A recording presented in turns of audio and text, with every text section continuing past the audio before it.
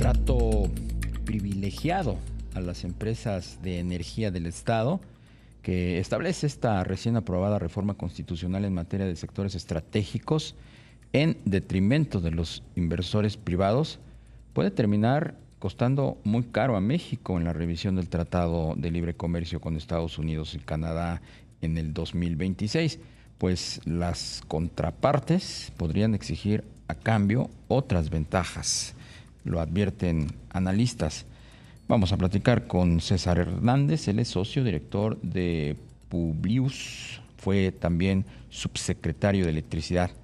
César, ¿cómo te va? Gusto saludarte, buenas tardes. Tenemos a, perdimos al socio director de Publius, a César Hernández. A ver, César, ya te recuperamos. Buenas tardes. Buenas tardes, ¿cómo estás? Bien, también te saluda Rogelio Varela. Gracias por tomar la llamada. Muchas gracias, Rogelio. ¿Qué opinión Em, te merece pues esta recién aprobada reforma constitucional que pues le da un estatus diferente tanto a Petróleos Mexicanos como a la Comisión Federal de Electricidad? sí, yo creo que primero es sobre todo a la Comisión Federal de Electricidad a la que se le da en el artículo 28 de la Constitución una especie de trato discriminatorio favorable. Ahí dice, las leyes en la industria eléctrica, en la nueva redacción, van a establecer cómo pueden participar los particulares, pero la regla es que los particulares no podrán prevalecer sobre la empresa eléctrica del Estado, ¿no? Entonces, digamos, esta es una regla que desde la Constitución establece la posibilidad de discriminar a favor de la empresa estatal, en la empresa pública del Estado en el sector energía. Y yo creo que es el cambio más importante de los que se dieron ahora a los artículos constitucionales. Es una reforma que llega 10 años, 9 meses después de otra reforma que se le hizo a estos mismos tres artículos constitucionales en 2013, y que fue una reforma constitucional combatida por la administración anterior, que intentó reformarla en 2021 y fracasó, y que ahora es exitosa la administración de la presidenta Claudia Sheinbaum y el Congreso recién electo para hacer este cambio. Claro. César, por lo que nos comentas en esta modificación al 28 constitucional, se verá, digamos que transformada el despacho eléctrico, privilegiando a la producción que hace primero la CFE y después la de particulares. Bueno, lo que hemos visto en la reforma constitucional no llega a ese nivel de detalle. A diferencia de la del 21 que decía va a haber una regla de 54% mínimo del Estado y 46% máximo de particulares en el despacho eléctrico, en la generación eléctrica del país, aquí lo hemos escuchado en declaraciones de las autoridades como su forma de interpretar lo que se cambió en el 28.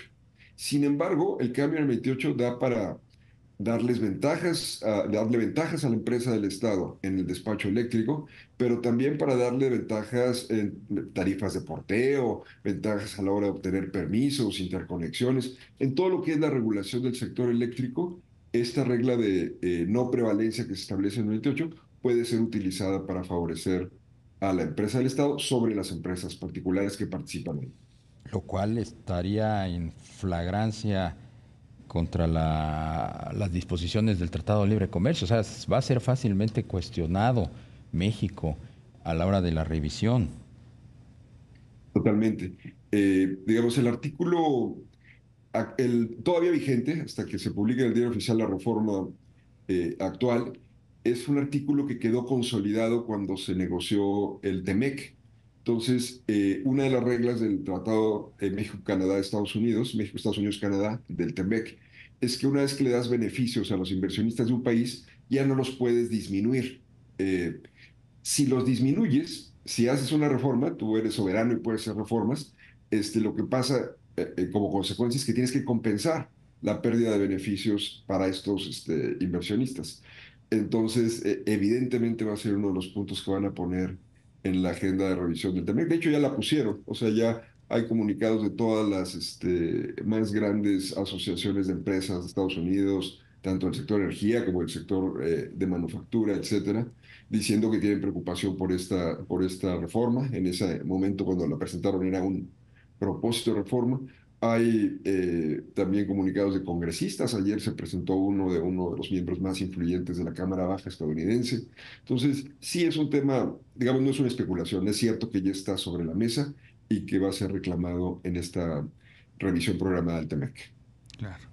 De continuar, digamos que esta modificación que no sufra cambios, César, ¿tú consideras que se va a desincentivar la inversión privada en energía eléctrica?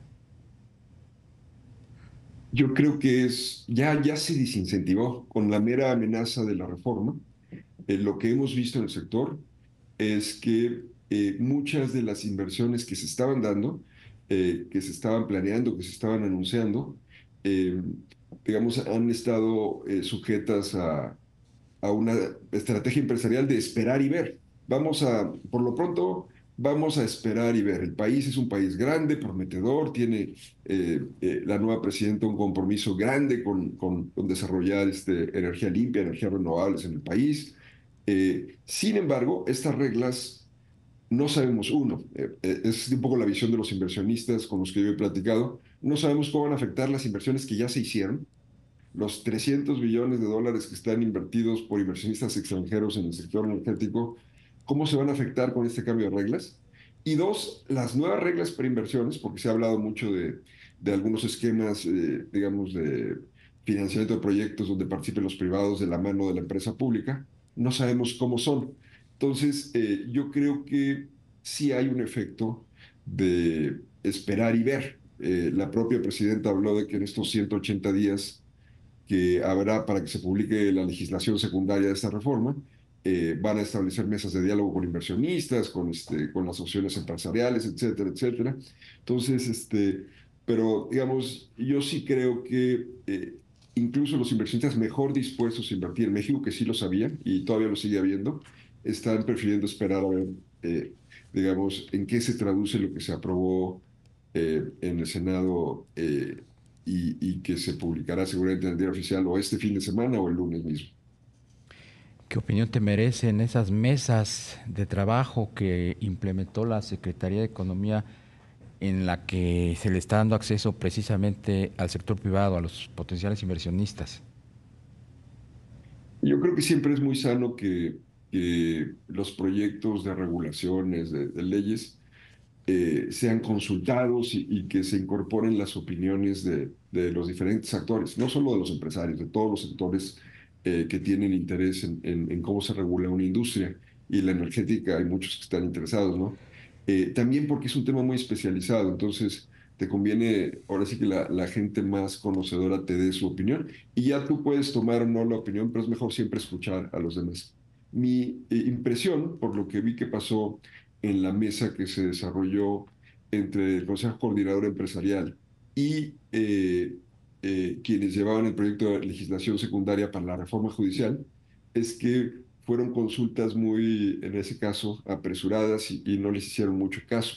No sé cuál sea el caso que se vaya a seguir. Aquí entiendo que es la Secretaria de Energía la que lleva la relación y que están desarrollando ahí los borradores de legislación secundaria, etcétera. Entonces, yo esperaría que sí sea un proceso donde haya atención a las cosas que les preocupan, el tema de qué va a pasar con lo que ya se invirtió con unas ciertas reglas de juego. Realmente las reglas de juego que se están cambiando ahora duraron casi 11 años, la reforma constitucional cumple 10 años, 9 meses, ahí se hicieron muchísimas inversiones. Las leyes secundarias ya cumplieron 10 años, una década de operar, ¿no? O sea, hay muchísimos, miles de contratos firmados con esas reglas, ¿no? ¿Qué va a pasar con eso? Esa es una pregunta que yo creo que tienen en la punta de la lengua todos los involucrados. ¿Cómo se va a materializar esa discriminación? ¿Va a ser nada más en el despacho o va a ser en tarifas de interconexión? ¿Va a ser en permisos? ¿Va a ser en todos los aspectos que implica la regulación del sector eléctrico? Entonces, hay muchas dudas y esas dudas sí generan incertidumbre y sí van a generar necesariamente una pausa en las decisiones de inversión. César Hernández Ochoa, socio director de Publius, ex subsecretario de Electricidad. Muchísimas gracias por estos minutos. No, gracias a ustedes. Buena tarde.